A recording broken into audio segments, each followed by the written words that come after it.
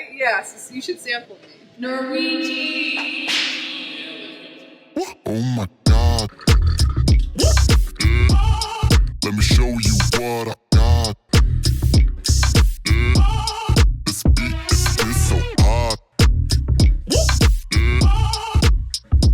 Oh my God. Is that bullshit? I think not.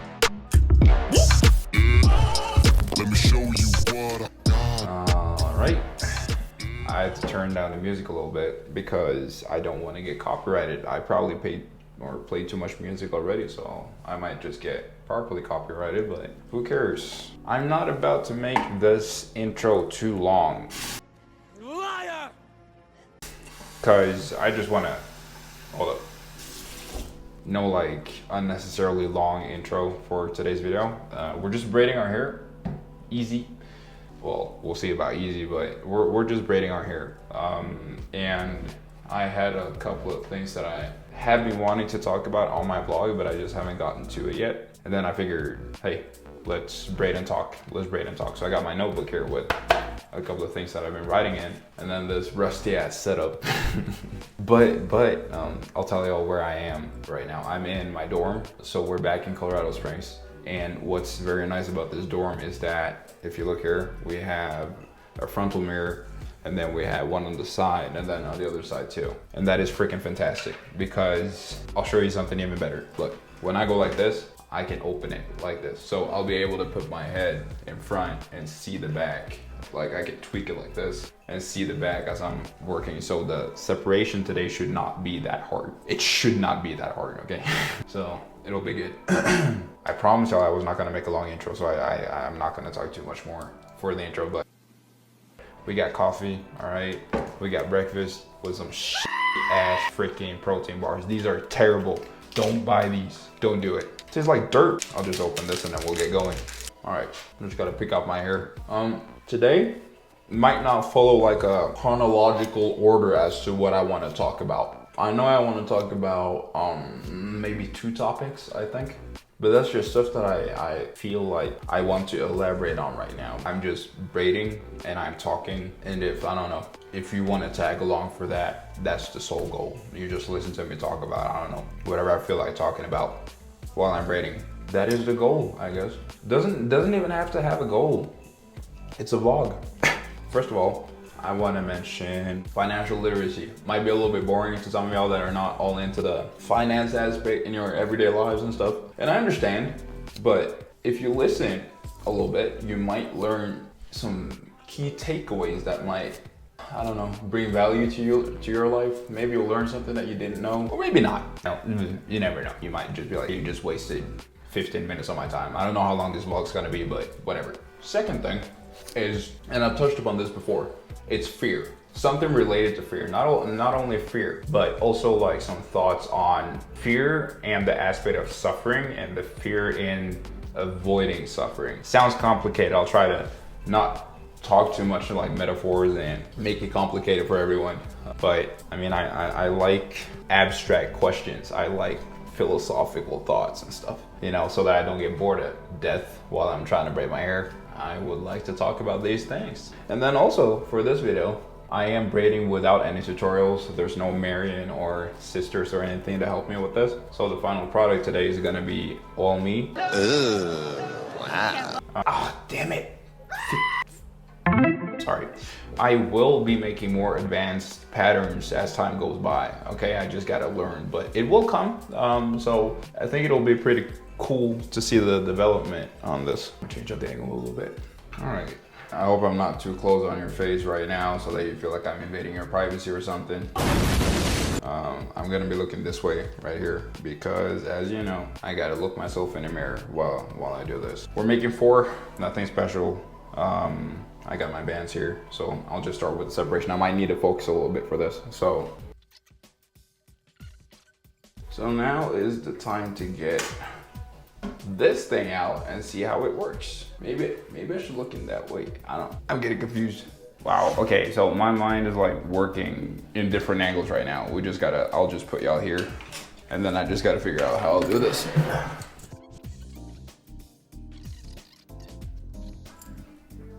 I low-key feel like I could walk around like this.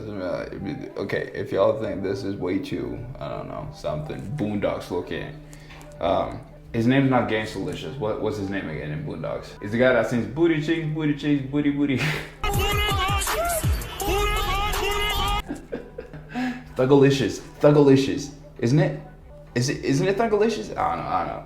Y'all gotta see Boondocks, bro. That shit crazy, bro. Dear Santa, you are a bitch ass. Riley, bro.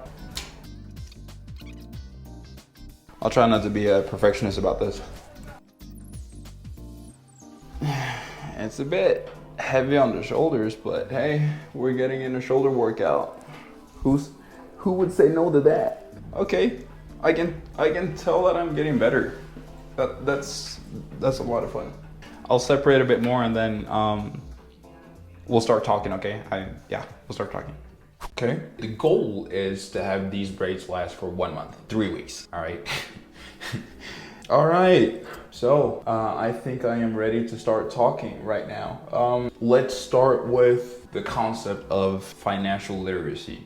I don't know how many are familiar with that concept. Might be a new concept, might be something you heard before, it might be something you don't give a damn about. Good for you. I've always had a pretty strict rule set when I grew up that I will never ever end up broke, or at least poor. When you're broke, you've just hit rock bottom and you can't build yourself up from that. But when you're poor, that's a lifestyle and it's a situation that is very hard to get out of. Not saying it's impossible, but poverty is both a mindset and a situation. And also, sometimes it can be very situation based. Not everyone can dig themselves out of poverty. We can't sit here. I can't sit on my butt in Western civilization in Northern Europe and the United States and be like, oh, you know what? Poverty is a freaking mindset. Like, work harder, and you'll be able to pull yourself out of it. Hell no, bro. It's situational, of course. But it is also a mindset. We can't refute that fact that poverty can be a mindset too. Some people, not everyone, some choose to stay poor, right? What do I mean by that? Hold that thought, I got it. Apparently I'm not good enough at multitasking, so I will have to focus a little bit here. Okay, you know what? I like the way Nipsey has his hair. I never thought about, or had his hair. R.I.P. Nipsey, braids. There we go. I'll just follow his hairline. Genius. Okay, and there, pull there, find a hole there, separate, pull it up here. Oh, okay, son. Oh, damn it. So back to financial literacy before I continue here. As I said, from a young age, my parents, they told me and my sister, like, hey, always make sure you pay your bills on time, right? So they always said that because they understood at least to what point compounding and accrued debt affected their lives. And they could see that and they kind of not necessarily were able to pull themselves directly out of the situation, but they learned and they installed at least the proper mentalities into me and my sister, allowing us to kind of understand, okay, so this is how it works. So this is like the flow of money, how it should be handled. At least, what we did understand was do not accumulate debt. That's what we understood. So that's why I'm so focused, partially at least, on becoming financially independent, right? And I mentioned financial literacy a lot. Like, what is financial literacy? I learned this from Kiyosaki. Again, for dummies like me, it's basically just understanding how to handle your money. Literacy. You're able to read the movement of money. You understand how it flows, how it works, how it compounds, how it discounts, for example. But fancy words, doesn't matter. Do you speak any English? You just understand money. That's what financial literacy is. Very easy breakdown. I know some of the theoretical people might be mad at this, but hey, it's my damn fault. And then financial literacy is a key that opens the door to financial independence. Now, what is financial independence? We'll talk about that too. To be continued. Hold up. Give me your fucking money! I still haven't eaten my stuff.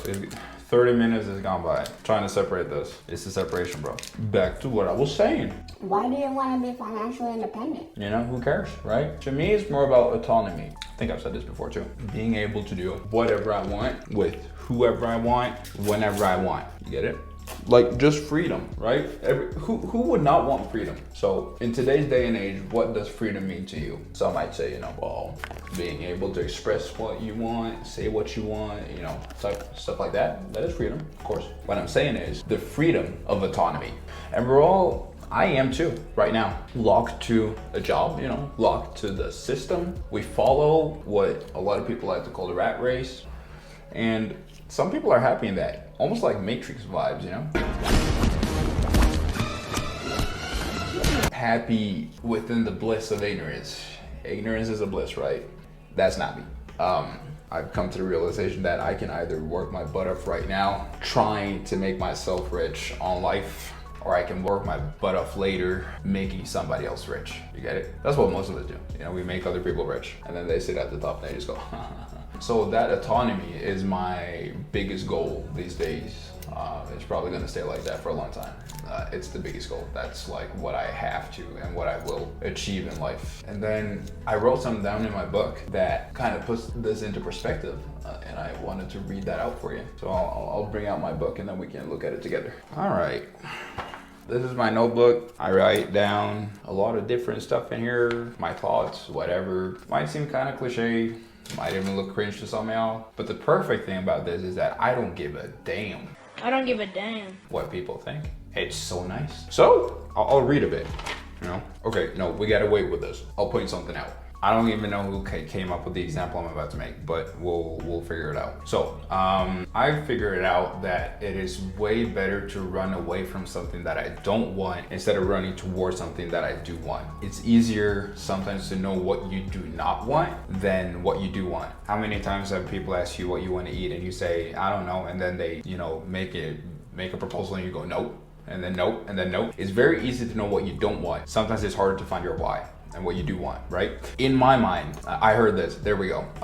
It might have been Jordan Peterson, not too sure, okay? Always talking about rats, right? So they had a rat in a cage, which is nothing new. PETA, don't come after me, all right? Testing on animals. No, okay. They had a rat in a cage. They attached like a thread to its tail to measure how hard the rat would pull. And then they would give the scent of food in front of the rat, and the rat would, you know, try to go towards the food and it would pull a certain amount of force through that thread, right? And then they changed it up a little bit. So this time along, they still had the thread attached to the tail, but behind the rat, they would create the smell of a cat. And when measuring the force that the rat was pulling with, it was substantially greater than the force that was created when it was running towards food. So the fear of the cat behind the rat made it pull harder than the wish of food in front of the rat, right? I'm not saying like they starved the rat or something. I mean, and then you might want to control for like third factors, as we call it in Norwegian, if we're talking about, you know, an analysis that's being made. I'm trying to make an analogy here, okay? So the takeaway there is that sometimes running away from things can be a bigger of a motivation and drive than running towards something. And then I'll start braiding and I'll get into what I'm running away from, because I sure as heck know what I don't want. And whenever in doubt about my why or where I want to go or something, I just switch the gears and I look back at what I do not want, and then it becomes pretty clear.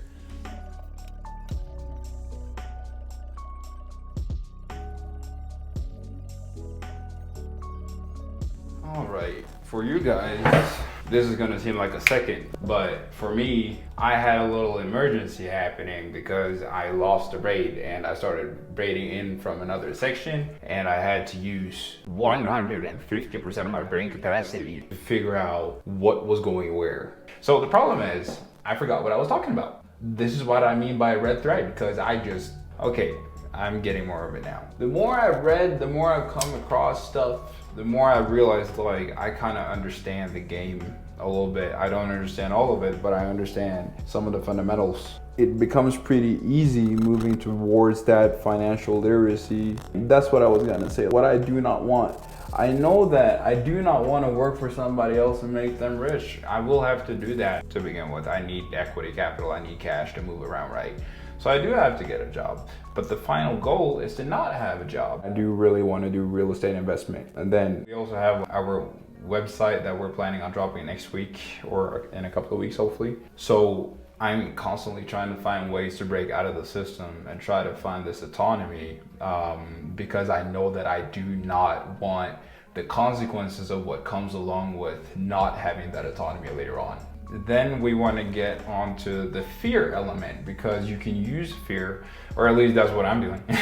I'm using fear, but as a construct, creating it as a driver for me attaining my goals, right? And I'm not saying like I've gotten to where I want to be at all. I'm just very adamant about where I want to go. I have that pretty like clearly mapped out in my mind. So I'm just thinking out loud here. But hey, first braid. Tick tock, motherfucker. I'm gonna go on with the second one and then we'll talk a bit after that. All right, y'all. This is taking, as normal, longer than we would expect it would. So I made myself some chicken tenders because I haven't eaten all day. I don't know what I keep doing here, bruh. I think it has to do with the start, how I intertwine it. It's a bit interesting, but whatever. So we've come to the element of fear, right? Oh, this is hot. Ooh, fear. Now, this is topic number 2. There's different ways to look at fear. A lot of different ways to look at fear. I think that fear should be wielded as an instrument instead of, a basic impulse. And it's easier to say because we're humans and we have instinct and stuff, right? So I feel like a lot of us, we tend to let fear control us. I got scared. I dropped my hot pocket. And I've talked about this before, right? Before starting this channel, and I was talking about, or when I started this channel, I was talking about fear and everything like that, or not wanting to let that control me. So that's why I created the channel. But a lot of us, we let just fear take full control a lot. And instead of letting your fear be an every once in a while reaction that you have to the world, I think it should be wielded instead, as I said, to let that push you. Let your fear of not wanting something push you to get to the point where you want to be, right? But then fear is also a construct, and what I mean by that is, this is what I've written down.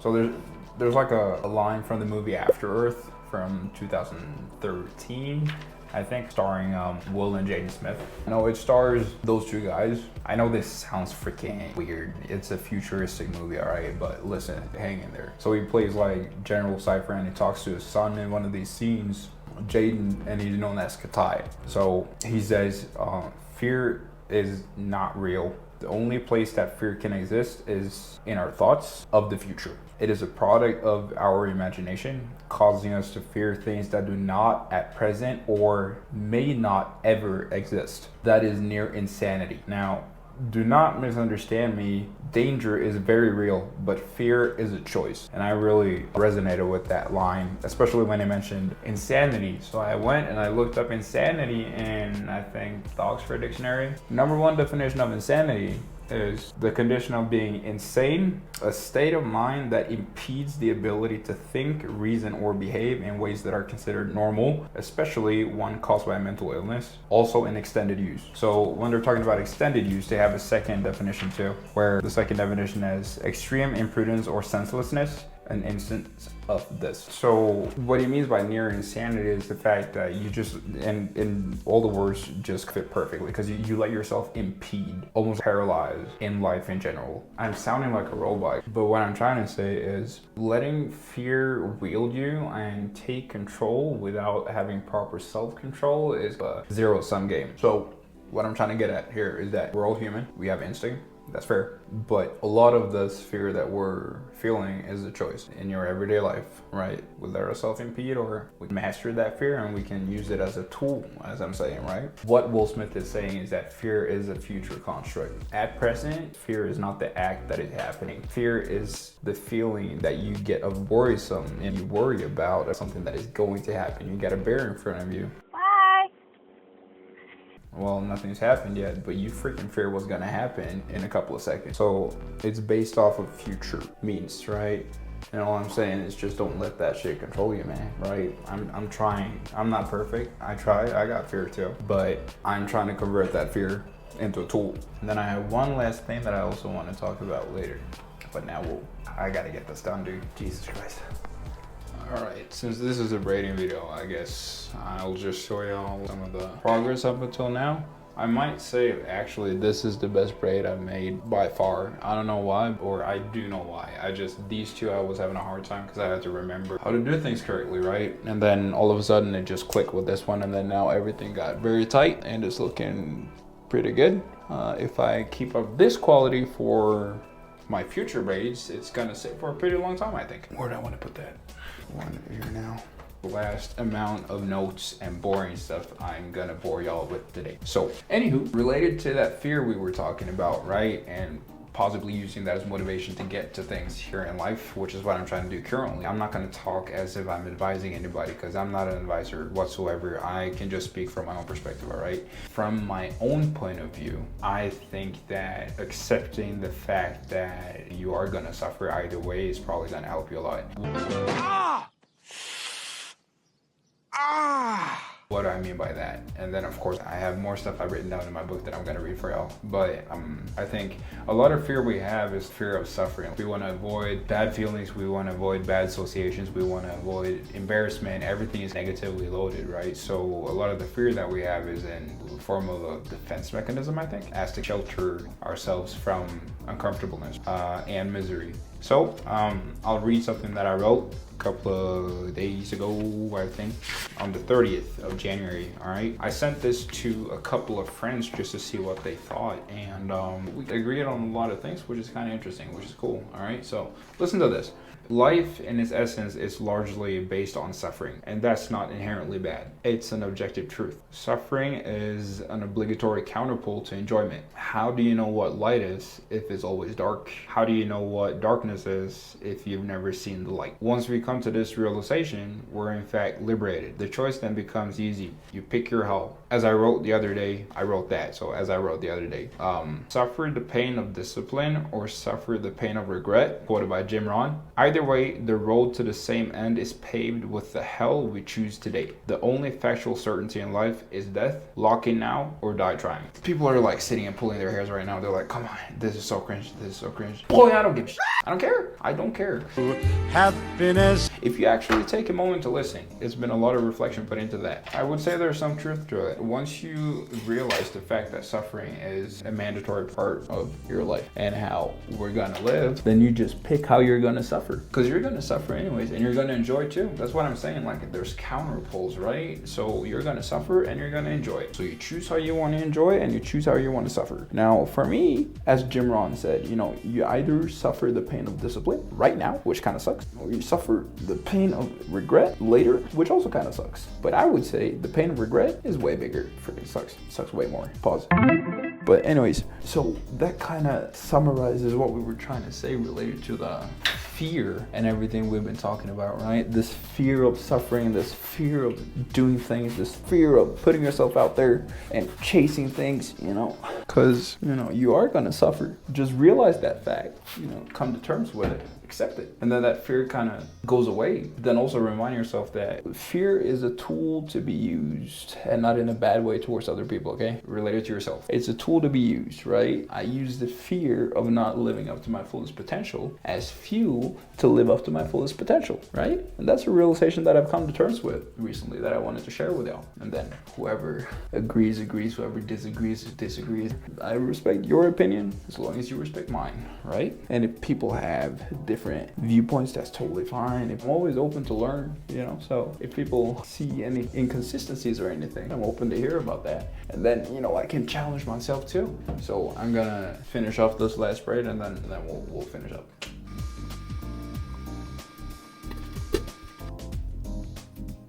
Alright guys, we're just gonna finish up. I gotta run to practice anyways. We gotta practice in 40 minutes. Volleyball.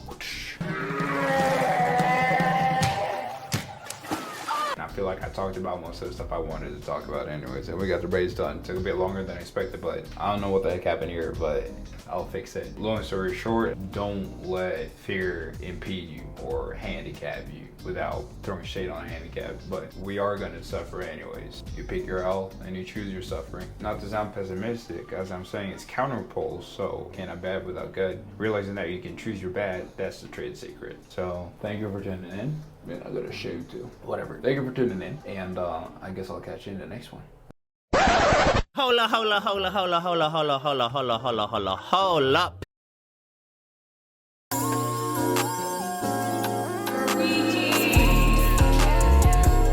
I think God. Yeah. Oh my